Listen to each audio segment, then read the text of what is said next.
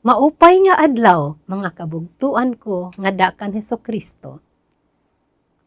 Aadi na kita han Domingo, han Sagrada Familia. Ako, si Dr. Sonia Cabahit, miyembro han Association of Pauline Cooperators para hanya na nga gospel power, hawaray-waray. Kada tuig, napakadto sa Jerusalem ang mga kag-anak ni Jesus para ang piyestahan paglabay. Hando sinaan edad ni Jesus, kinadtuhirahan piyesta sumalahan ira na babatasan.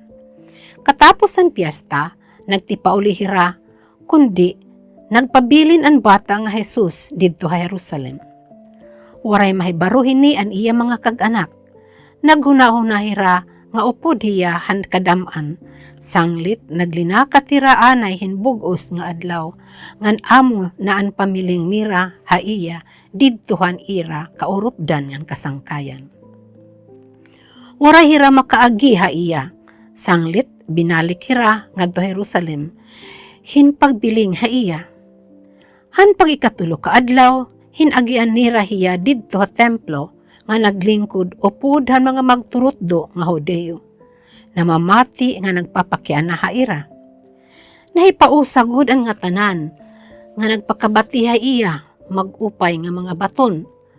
Naipausa liwat ang iya mga kag-anak, han pakakitaha iya, nang ginsiring hiyahan iroy niya. Anak, kay ano nga ginbuhat mo inihaamon? Duro na iton kabaraka ni imo tatay ngan ako pag pinamiling nga imo. Ginbato niya hira, kay anuhin pan piniling niyo akon, diri ba kamo maaram nga kinahanglan hahani ako habalayhan akon amay? Kundi warahira makasabutan iginsiring ha iya. Sanglit inupo di Jesus haira pagbalik ka Nazaret, diin nagmasinugtanon hiya haira. Gintipigan na kasing-kasing ang iroy niya ini nga mga butang. Nga nagtubo Jesus, halawas nga nakinaadman, nga nakalipahiya ang Diyos, nga han mga tao. Yan nga Domingo, aton ginsasaurog ang kapiestahan han Sagrada Familia. Jesus, amon anak ni Maria, kundi kumuhiya ang anak han Diyos, amo gihapon nga hiya ang Diyos ni Maria. Ini nga paluyo nga relasyon nga dakan Kristo, diri ini na Jesusubay nga ang pag-ukoy hinaganay, diri nasusunod. Kung anya na nga ebanghelyo, nagpapasabot haaton, dinhi aton makikita nga nagdidig-on hi Maria, nga han iya otoridad, han iya pagkananay, pero inigin papahinumdum kita, parti han nagtutubo nga iya anak. Nga an fundasyon han iya kamasinugtanon nga nagdadalan ngadto hangkanan langit nun nga kaburoton han iya amay. Dinhi hiningatak na hi Maria nagtikang an iya eksperyensya nga hinagiban han pagsantop, amo anak kasamad hasagud han iya kasing-kasing, nga ini amo ang gintak na han propeta Simeon, dida han pagpahalara hakan Jesus, ngan ang Diyos nun nga bata ngadto ha templo. Hi Maria ginimbitar nga hiya nga umukoy subay han iya pagtangdo nga oo. Og ini mahihimo ha adlaw-adlaw nga ginbabag-o an iya pagtuo, nga nasusubay han kanan anghel mensahe.